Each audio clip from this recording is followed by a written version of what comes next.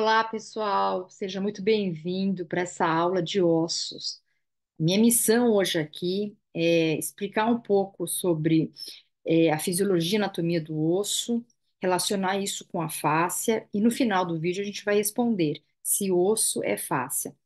Lá por 2019, 17, propriamente, ficou um debate muito grande aqui na internet, no mundo da fáscia, se osso é fáscia ou não. Então, Dr. Levin e Dr. John Sharkey falando que osso sim é fáscia e outras pessoas falando que não é fáscia. Mas ao final do vídeo a gente vai chegar a uma conclusão. Bom, quando a gente fala de osso, a gente tem que pensar então numa estrutura que é viva, ativa e que está em constantemente remodelamento, tá? Isso é muito importante.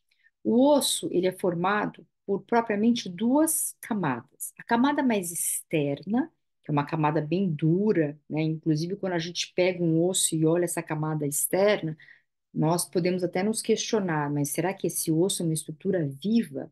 Parece uma coisa tão rígida e não parece uma coisa viva. Mas se a gente pega o osso compacto, que é essa camada mais externa, e coloca no microscópio, a gente vai ver que essa camada, sim, ela é viva e ela é composta por vários canais. Esses canais circulares são chamados de ósteons, e nele nós temos os osteócitos, que são os grandes produtores de ossos. A gente vai falar deles daqui a pouco. Depois, dentro desse osso, nós temos o osso trabecular, que recebe esse nome porque ele é composto por trabéculas. E essas trabéculas parecem estar num caos, mas elas estão organizadas respeitando uma coisa importante, que são as linhas das forças, as quais são relevantes na hora de escolher que tipo de exercício a gente vai fazer para a produzir ou mais ou menos osso, tá? Então, por enquanto, a gente sabe que tem a camada externa, que é um osso compacto, tem uma dureza importante, porém uma estrutura viva, que abriga canais semicirculares chamados de ósteons, e depois por dentro nós temos então o osso trabecular, que é composto por trabéculas, e ali passam vários vasos, então a irrigação está por ali. Mas a gente vai ver tudo isso com um pouco mais de detalhe. Então, aqui só para exemplificar o que nós acabamos de falar, né? Aqui por fora, o osso compacto, que é formado por canais circulares chamados de ósteons, por onde também passa aqui veias e nervos. E depois, aqui dentro, ou dentro do osso, o osso trabecular, né? Que é formado então por trabéculas. Então, essa é a característica do osso. Lembrando que o osso é uma estrutura viva, ativa e que se remodela constantemente.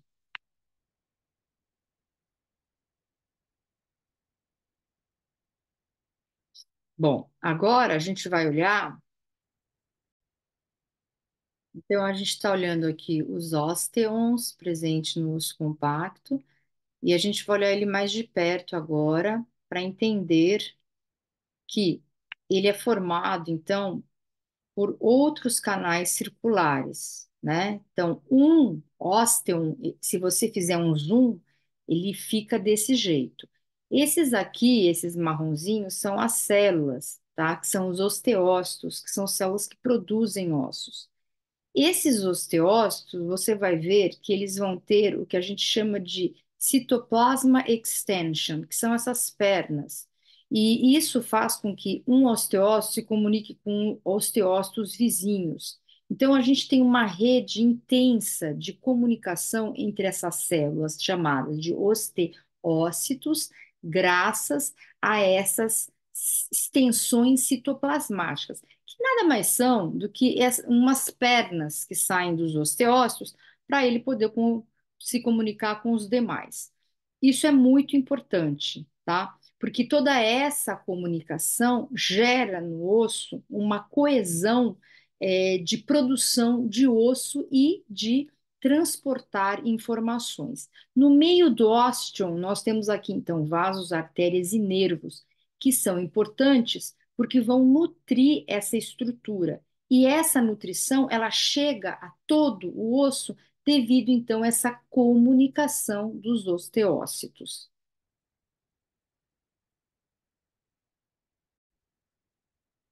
Então, você viu aquela foto das extensões citoplasmáticas dos osteócitos, formando aquela rede.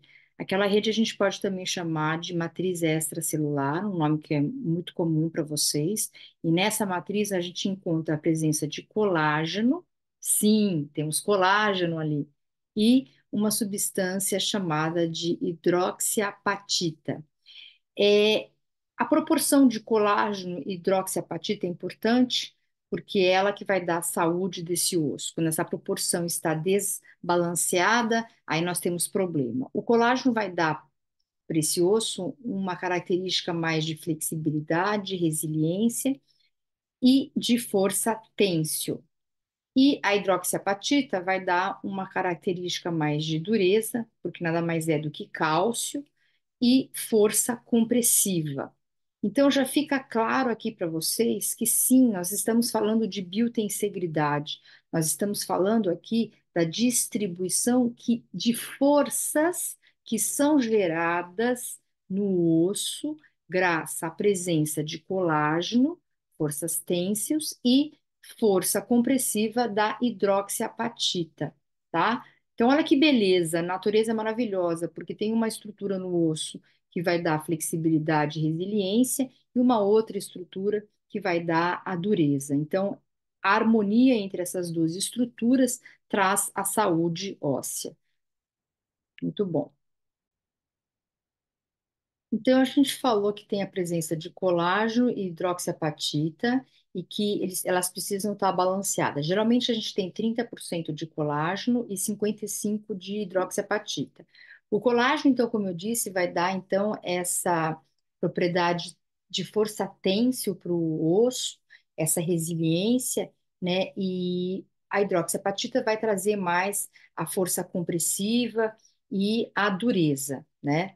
Então, essa combinação ela é super importante. Aí a gente vai falar agora do osso compacto, que é esse osso que está mais na camada interna, que tem essa cara aqui de trabéculas, né? Então, essas trabéculas, elas parecem que estão todas dispostas de forma caótica, mas não é bem assim. Entre essas trabéculas, né, a gente vai ter a presença de vasos sanguíneos passando por aí que são extremamente importantes para nutrir esse osso, né? Trazer os nutrientes para esse osso. Muito bom. Vamos lá.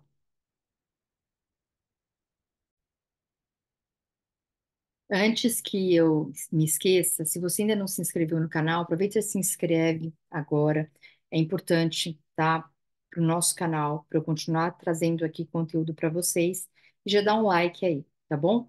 Bom, então a gente falou do osso compacto, falamos do osso esponjoso, falamos da presença de colágeno, hidroxiapatita e a relação entre ambos. Bom, nós temos uma outra célula presente no osso chamada de osteoclastos. O osteoclastos é uma célula que come o osso, né? Então, não é que ela come, ela degrada o osso, né?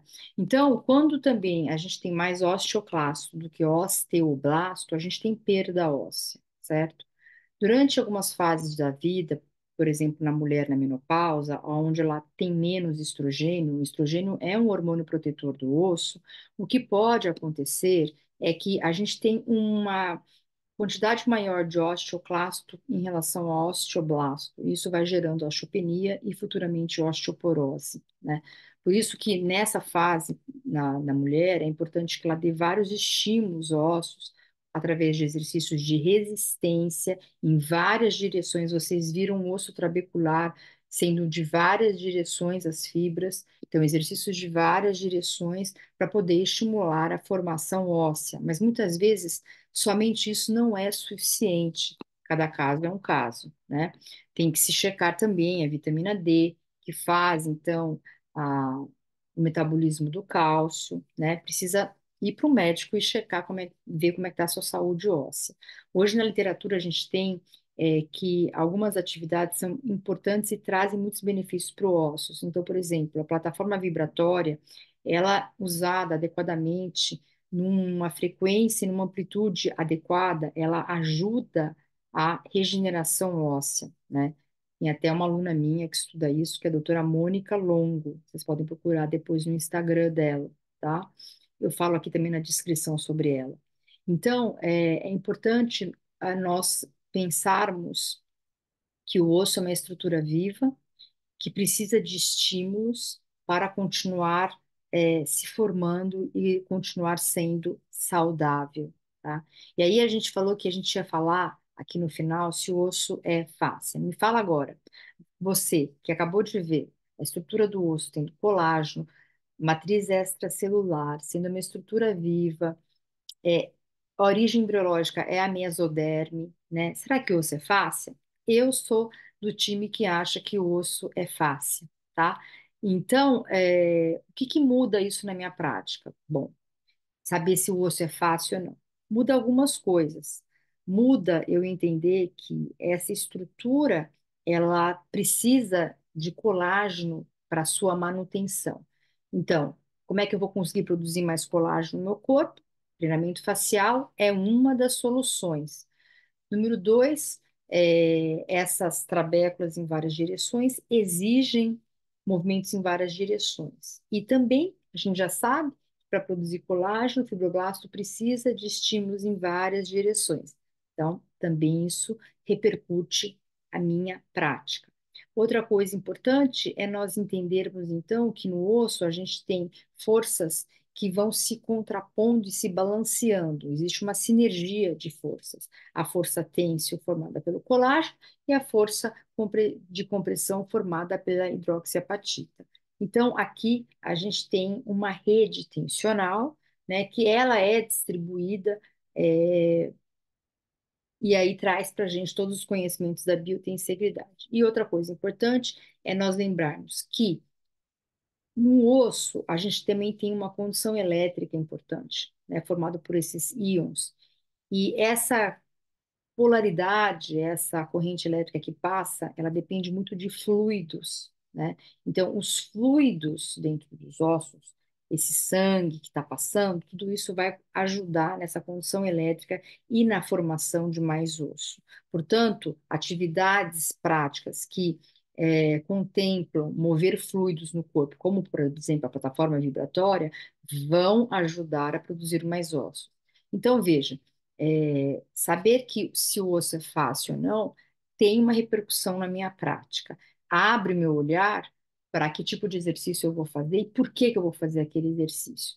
Espero que tenha ficado claro aí para vocês o que que a gente precisa fazer na nossa prática e que de uma vez por diante a gente comece a enxergar o osso como uma estrutura viva, altamente adaptável, resiliente e dinâmica, né? Porque é isso que o osso é, tá bom? Muito obrigada, espero que vocês tenham gostado. Dá o like, se inscreva no canal, porque tudo isso é importante para a gente. Ah, e as imagens utilizadas nessa aula foram retiradas da Human Anatomy, ok? Importante a gente sempre lembrar de citar, né? Muito obrigada, gente, e até breve.